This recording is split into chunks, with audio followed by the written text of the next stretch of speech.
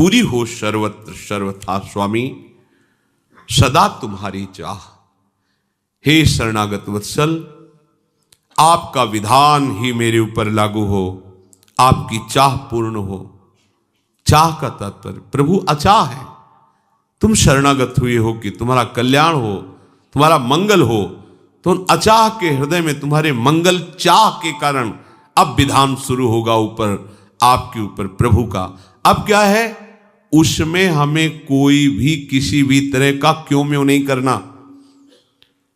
जैसी परिस्थिति, जैसा संयोग, जैसी हमारे सामने स्थिति आ रही, हमारे प्रभु से पास होके आ रही, वो हमारे लिए परम मंगल विधान है।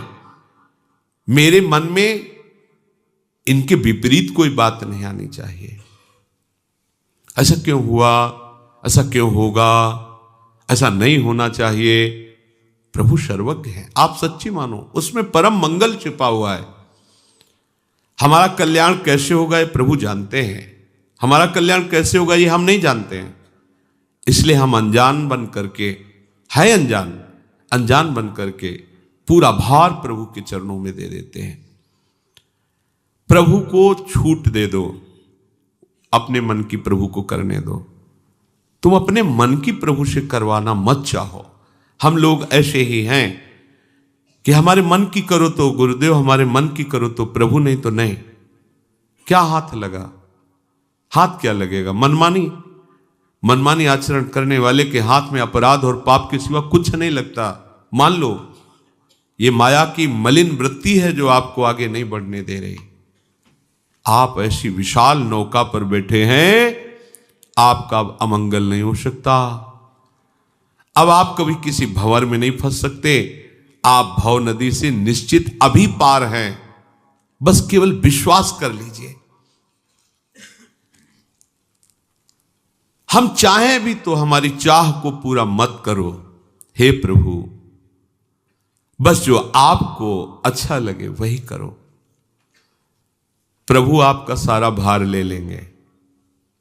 कल हम एक शास्त्र में पढ़ रहे थे संध्या के समय, तो उसमें एक बहुत बड़े महापुरुष काशी के, उन्होंने कहा कि जब कोई साधक भगवत प्राप्ति के लिए निश्चय करता है तो अव्यक्त महापुरुष, जो सिद्ध महापुरुष हैं, वो उसको अपनी शक्ति देना चाहते हैं। पर वो जब किसी व्यक्ति का, वस्तु का, अन्य कोई आश्रय लिए होता है तो वो उसे नहीं देते हैं, वो रोके रहते हैं, नजर उनकी रहती है। और जिस दिन वो सबका आश्रय छोड़कर केवल भगवान का आश्रय लेता है तो भगवान के ही वो स्वरूप हो चुके हैं, वो तत्काल उसको संभाल लेते हैं, तत्काल अपनी शक्तियां उसमें स्थापित कर देते हैं। जैसे कोई बहुत बड़ा धनी अपना धन किसी को देना चाहे और देखे कि वो शराब पिए लड़खड़ाता घूम रहा है मार्ग में, नहीं देना, जो रोक देगा। जब इसके पास इतना वैभव नहीं तब इसकी हालत है, अगर और वैभव हो जाएगा तो ये तो नष्ट ही हो जाएगा। ऐसे ही अभी तो कोई सामर्थ्य नहीं, तब तो तुम राग द्वेष में विचर रहे हो, क्रोध कर रहे हो, दूसरे के प्रति ऐसी भावना रख। अगर तुम्हें सामर्थ्य मिल जाए तुम तो भस्म कर दोगे सारे संसार को। तो जब तक कोई भी अन्य आश्रय है, राग द्वेष है, तब तक ये महापुरुष कृपा नहीं। जा पर नाथ करो तुम दाया, ताई सदा शुभ कुशल निरंतर सुर नर मुनि प्रसन्न। इसका रहस्य यही है। बड़े बड़े महापुरुष उसको सपोर्ट दे देते। कृपा ऐसे थोड़ी काम विजयी क्रोध विजयी होता, अपने बल से नहीं हुआ ये, कृपा उनकी, पर स्वीकृति आपकी। आपने अन्य आश्रय छोड़कर जे ही प्रभु का आश्रय लिया तो ये प्रभु के पार्षद अपनी कृपा से आपको पुष्ट कर देते हैं। भगवान ने अपने पार्षदों को आदेश नहीं किया था कि जाओ नारायण नाम उच्चारण किया उसकी रक्षा करो, ऐसा कुछ नहीं।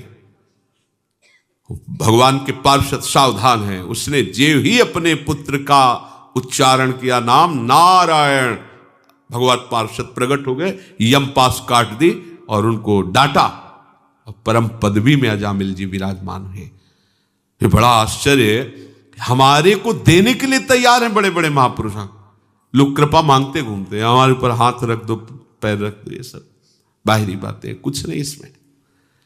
वो देना चाहते कृपा, जिनको आप जानते भी नहीं, आपसे कोई मतलब नहीं उनको, वो आपको भागवतिक शक्ति देना चाहते हैं, पर आप अन्य आश्रय लिए, किसी व्यक्ति का, किसी वस्तु का, परिस्थिति, घटना आदि का नहीं मिल पाएगा। केवल भगवद आश्रय हो जाओ, आप देख लो आप कैसे बढ़ते हो। यही आश्चर्य है। साधना कोटि साधनाएं बराबर नहीं हो सकती इन महापुरुषों की कृपा कोर के आगे। आप आश्रय तो लीजिए, हिम्मत तो कीजिए, आप छोड़ नहीं पा रहे हैं। अपना कुछ ऐसा है कि एक हाथ से ऐसे ऐसे पानी भी काट रहे, नाव भी पकड़े, मतलब ऐसे हम बहुत ये विचित्र दशा जीव की है। अरे या तो फिर तू ही तैर के देख ले, जब हार जाए तब नाव पे बैठ जाना। एक हाथ ऐसे रखे, एक हाथ, बड़ा अपने को बुद्धिमान समझता है कि अगर इधर थके तो इधर ही लग जाएंगे, और इधर छूटा तो तैर तो रही है, डूबेंगे तो है ही नहीं। होश में हो जाओ। या जो एक मन बहुत ठोर कर कहीं कोने सच उपायो, भगवद आश्रित। भगवान का एक शब्द याद रख लो, वो कह रहे योगक्षेमम वहाम्यहम, अहम वहामी, वहाम्यहम, मैं तुम्हारा वाहन करूंगा। और भगवान की बात पर विश्वास नहीं होगा तो कहां विश्वास होगा? फिर तो समझो माथे ही फोड़ना है संसार में। अगर भगवान के वचन पर विश्वास नहीं हो तो हम किस पर विश्वास कर सकते हैं? ये लिखा पढ़ी की बातें नहीं है, जीवन की बातें हैं। आपको प्रभु के इस शब्द का परिचय तभी मिलेगा जब किसी का आश्रय नहीं होगा। ध्यान रखना, योगक्षेमम वहाम्यहम, वो आपके योगक्षेम का वाहन कर रहे हैं, ये तभी आपको पता चलेगा जब आप किसी का आश्रय नहीं लेंगे।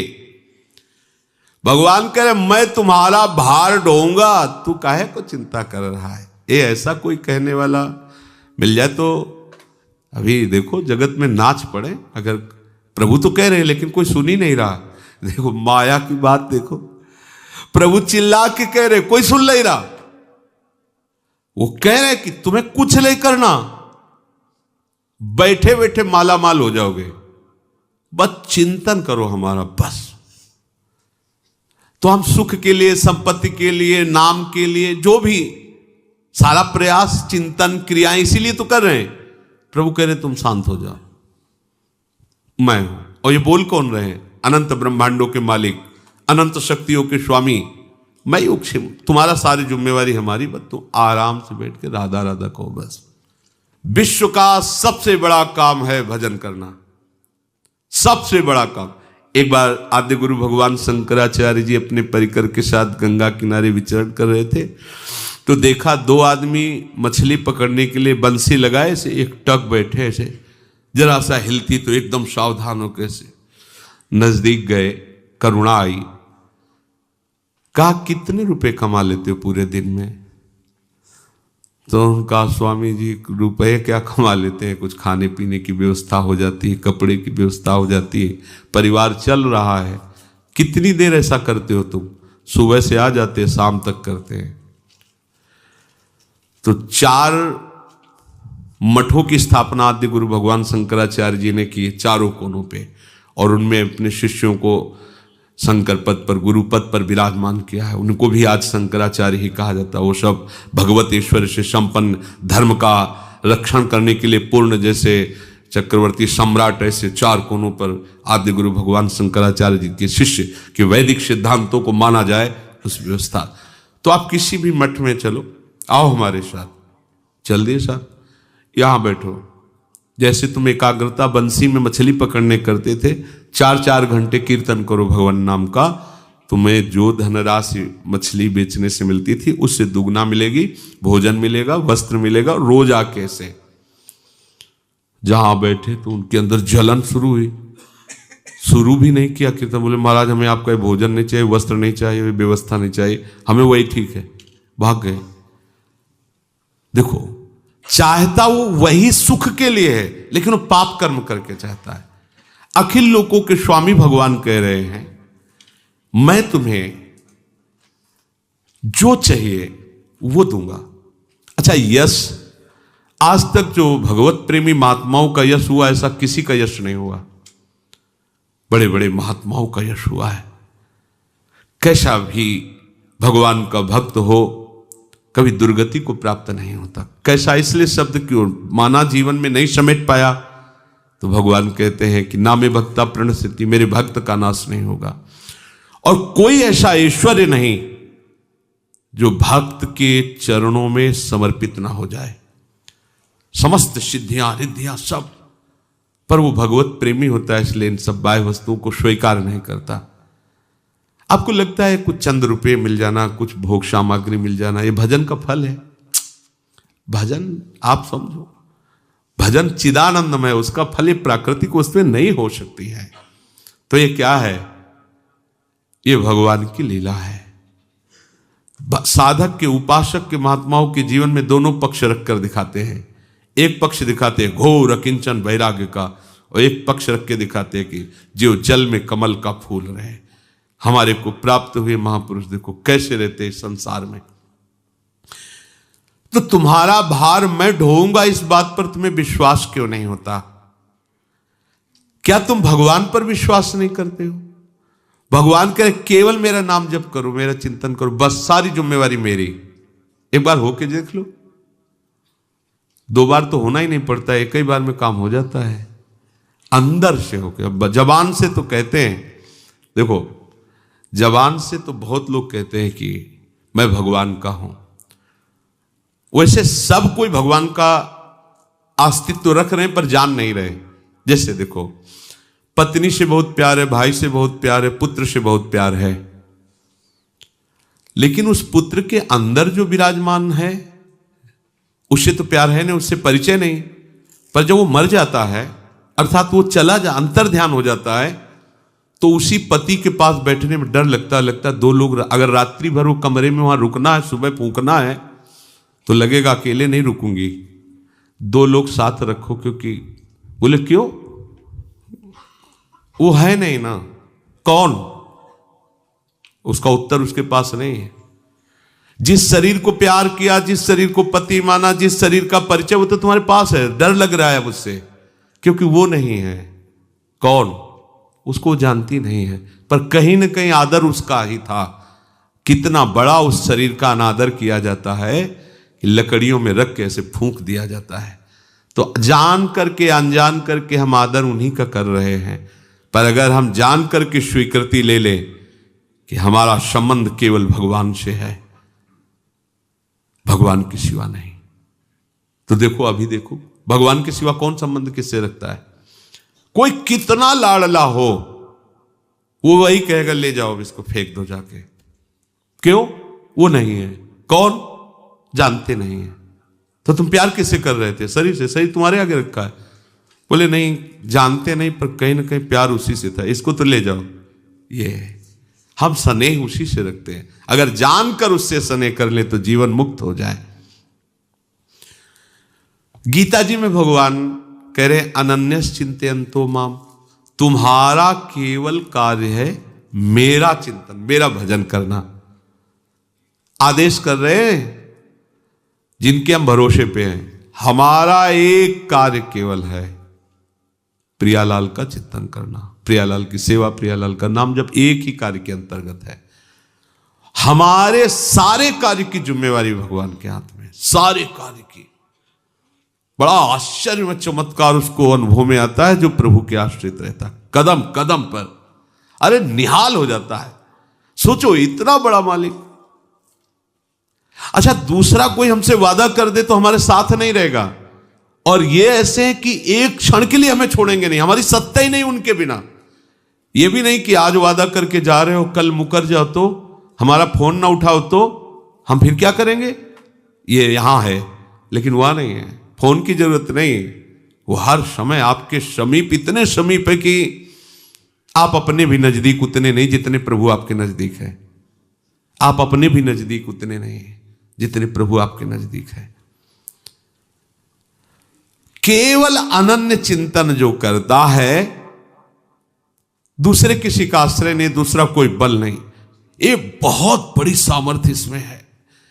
ये कोई साधारण श्लोक नहीं, साधारण शब्द नहीं है, बहुत बड़ी सामर्थ्य। बस हम रोज सुनते और निकलते चले जा रहे हैं बड़े बड़े मंगलमय शब्द, पकड़ एक भी नहीं पाते। इसलिए प्रारंभ में कहते हैं कि श्रद्धा विश्वास पूर्वक सुनो, एकाग्रता पूर्वक मनन करो और उसे जीवन में धारण करो। अपनी धारणा बना लो। भगवत चिंतन में जो लग गया उसका सारा का सारा भार प्रभु ले लेते अपने ऊपर। तो थक जाते होंगे, भार ले लेते हैं।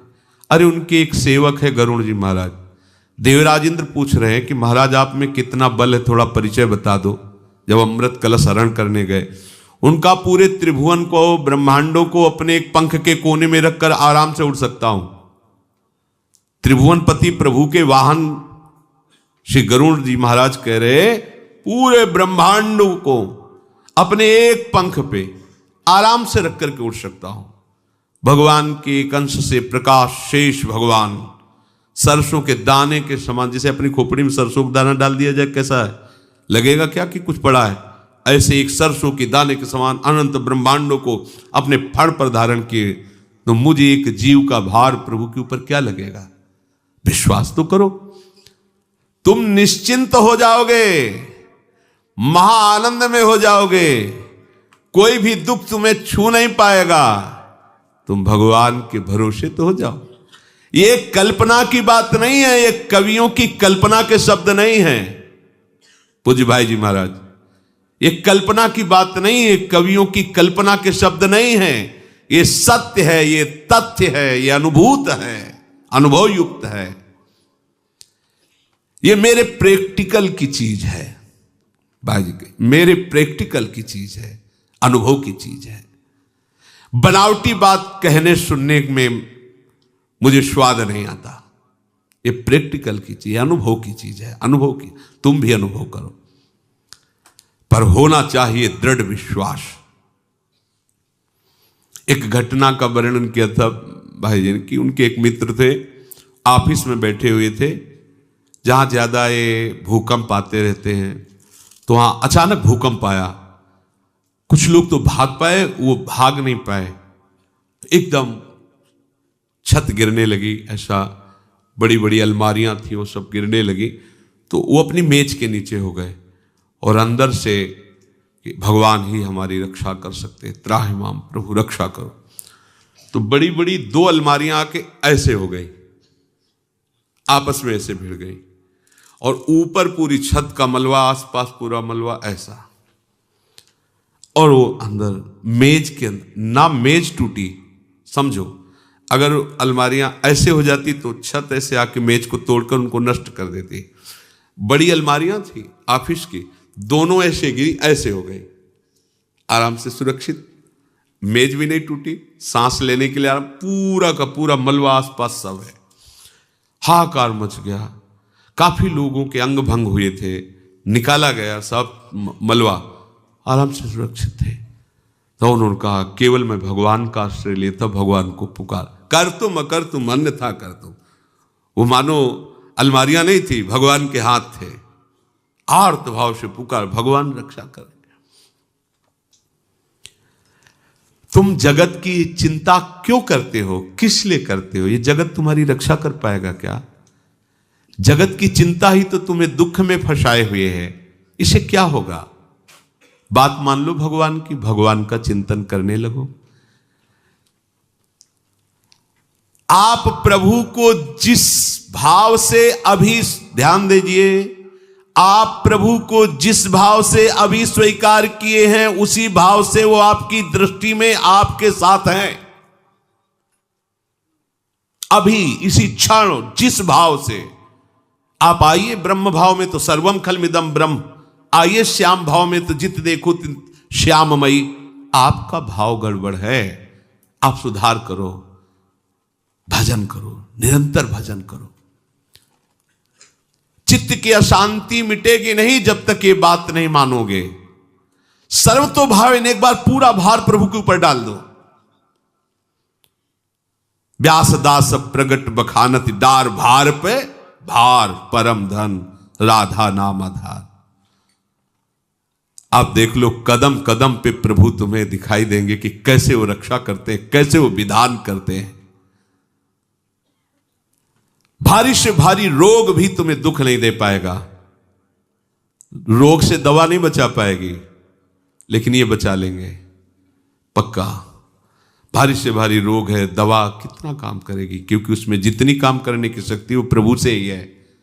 और प्रभु कृपा करेंगे ना तो मन को ही चुरा लेंगे, तो मन जो दुख भोग रहा था वो सुख में निमग्न हो गया। बना रहे रोग, क्या फर्क पड़ता है, वो संभाल लेंगे। सत्य मानना, वो स्वयं तुम्हारी सेवा करेंगे। संशय मत करना इस बात पर। किसी को जैसे होता है कि प्रभु क्या सेवा करेंगे, वो किसी से करा देंगे, ऐसे हमारे प्रभु का स्वभाव नहीं।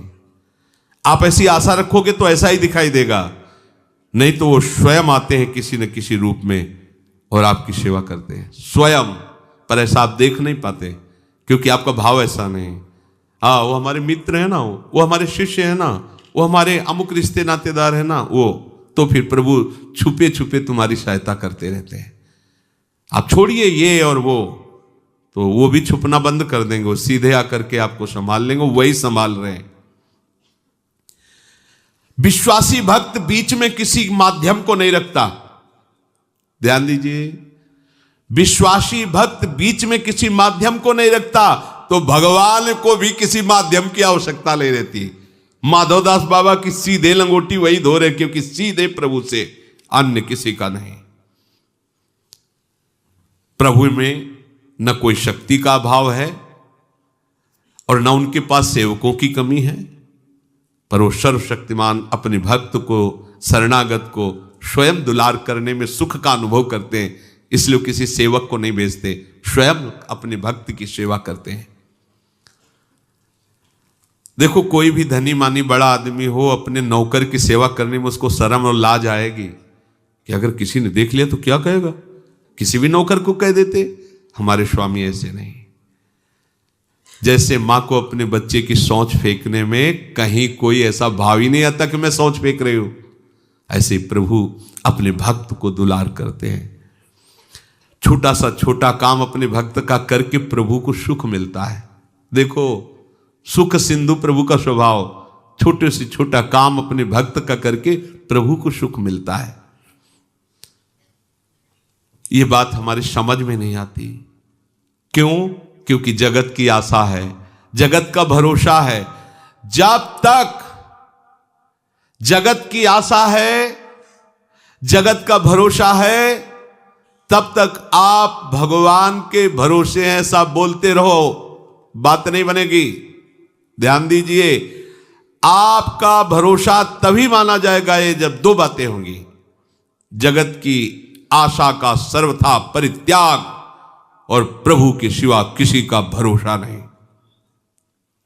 बात समझ लीजिए, जगत की आशा का सर्वथा त्याग और प्रभु के सिवा किसी का भरोसा नहीं। चमत्कार जीवन में प्रकट हो जाएगा। प्रभु से सब प्रकार से संबंध केवल प्रभु से, संसार से सब प्रकार से संबंध विच्छेद। जगत का संबंध अगर हम किसी के साथ मानते हैं तो केवल प्रभु के नाते मानते हैं, सीधे हमारा कोई संबंध नहीं। अगर प्रभु का संबंध हमें भाव में नहीं आ रहा किसी के, तो चाहे वस्तु, व्यक्ति, स्थान हो, हमारे लायक नहीं। महाभागवत श्री हनुमान जी महाराज जी को राज्याभिषेक, तो बहुत कीमती रत्नों का हार दिया। प्रभु को पहले दिया, प्रभु ने सिया जी को दिया, सिया जी ने हनुमान जी को दिया। पूरी सभा बैठी हुई थी। हनुमान जी ने ऐसे देखा, माथे से प्रणाम किया, क्योंकि भगवत प्रसादी प्रभु के कर कमल द्वारा आ रहे। फिर वज्र के समान दांत हैं उनके, ऐसे दांत से फोड़ा। फिर दूसरा, तो सब हंसने लगे। क्यों हंस रहे हो?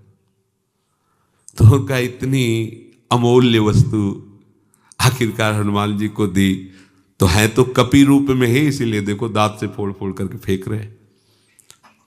तो प्रभु ने पूछा, क्यों इनको क्यों फोड़ के फेंक रहे हो? बोले, प्रभु जिसमें आपका स्वरूप नहीं झलकता वो हमें शोभा नहीं देती, हमें अच्छा नहीं लगता। विभीषण जी ने कहा कि इसमें प्रभु का स्वरूप नहीं है, कहीं नहीं दिखाई दे रहा, ना नाम दिखाई दे रहा, ना रूप दिखाई दे रहा है। क्योंकि ये भाव था कि बहुत कीमती है। तो ये दिखाना चाहते थे महाभागवत हनुमान जी कि कीमती नाम है, कीमती प्रभु का भाव है, ये रतन हीरे जवाहरात कीर्ति नहीं, कीमती नहीं। तो वहां ये बात हुई, तो आप इतने विशाल शरीर को रखते हैं, क्या इसमें हैं भगवान? तो सभा में छाती फाड़ के दिखा दिया, होगा अगर इसमें प्रभु ना तो एक क्षण में इसे नष्ट कर दे। महावीर, ये भक्ति का स्वरूप है। जिस वस्तु व्यक्ति स्थान से हमारी प्रभु की स्मृति छिन जाए वो कीमती थोड़ी हो सकता है। कीमती तो वही है जिसके धारण करने से, जिसके संग से, जिसके पाने से, जिसके संग रहने से हमारे अंदर प्रभु का स्मरण बढ़े। प्रभु कैसे प्रसन्न होंगे? भक्त के हृदय में एक बात ये बनी रहती है, क्या करूं, कैसे करूं, मेरे स्वामी प्रसन्न हो। उसको दूसरे की परवाह ही नहीं रहती। एक बार महाभागवत से हनुमान जी महाराज श्री जानकी जी के श्रृंगार कक्ष में गए, तो श्री जानकी जी सुहाग भर रही थी इसे मांग। देखो, ज्ञानी नाम अग्रगण्यम, ज्ञानियों में सर्व शिरोमणि, लेकिन भक्ति कितना सरस भोरा कर देती है। घुटने टेक कर प्रणाम किया और कहा, माता श्री ये क्या है जो आप बीच में लगा रहे? तो सहज भाव में जानकी जी ने कहा, इससे रघुनाथ जी प्रसन्न होते हैं। यह हमारा विशाल काय पूरा सिंदूर लगाए होगा। प्रभु, माता ने कहा था कि ये लगाने से आप प्रसन्न होते हैं, तो उन्होंने कहा एक रेखा खींचने से जब आप प्रसन्न होते हैं तो पूरे शरीर में लगाया जाए तो आप कैसे प्रसन्न? हर चेष्टा अपने आराध्य देव के लिए, अपने आराध्य देव में समर्पण, उसको दूसरे की बात सुहाई कहा देती है। एक हमारे अंदर बात बैठ जाए कि आज से मैं प्रभु की शरण में हूं, तो दूसरी बात आपके हृदय में आनी ही चाहिए कि बस आज से हम बेपरवाह हैं, निश्चिंत हैं। मैं आज से प्रभु की शरण में हूं और अपने कल्याण की मुझे चिंता नहीं। बीच में परीक्षा करो इस बात की कि भजन चल रहा है कि नहीं। यदि नहीं चल रहा तो दोनों बातें झूठी, क्योंकि बात अनन्य चेता सततम यो माम स्मृति नित्यसा से ही आपकी शरणागति मानी जाएगी।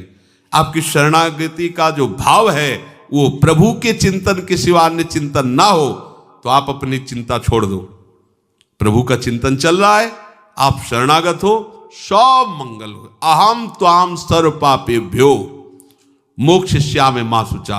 यहां भगवान यही कह रहे कि वो निष्पाप प्रशांत मनुषम ह्रेनम, वो निष्पाप हो जाता है। हम उसे ऐसा कह सकते हैं कि भगवान उसे निष्पाप कर देते हैं। एक हो जाता है साधन करते करते तैरना बहुत लंबा, और एक है कि हो जाता है क्षिप्रम भवति धर्मात्मा, बहुत शीघ्र उसे मैं धर्मात्मा बना देता हूं, निष्पाप बना देता हूं। तो अपने प्रभु के चरणाश्रित जन हैं, केवल प्रभु का भरोसा आना हमारे हृदय में आवश्यक है। केवल भरोसा तो है पर केवल भरोसा नहीं। भाव तो रख रहे हैं पर केवल भगवत भाव नहीं। और बात बनेगी केवल भरोसा, केवल भगवत भाव। रोज यही हमें प्रभु सुनवा रहे, यही कहवा रहे, तो हम सब मिल करके, हमसे कोई साधन क्या बन पाएगा? बस एक ही बात है, भरोसा, दृढ़ भरोसा। उसकी पहचान कि भरोसे में है, अन्य चिंतन नहीं। जिसका भरोसा उस, देखो, एक भरोसो, एक बल, एक आस विश्वास, पर नीचे की पंक्ति पर ध्यान नहीं दिया जाता। एक राम घन श्याम ही चातक तुलसीदास। जैसे चातक स्वाति के बूंद के सिवा और कुछ नहीं, मेघ से बरसे हुए स्वाति के बूंद को, ऐसे ही भक्त अपने आराध्य देव के सिवा अन्य नहीं। एक राम घन श्याम ही चातक, एकमात्र अपने प्रभु, प्रभु के सिवा नहीं। यही हमारी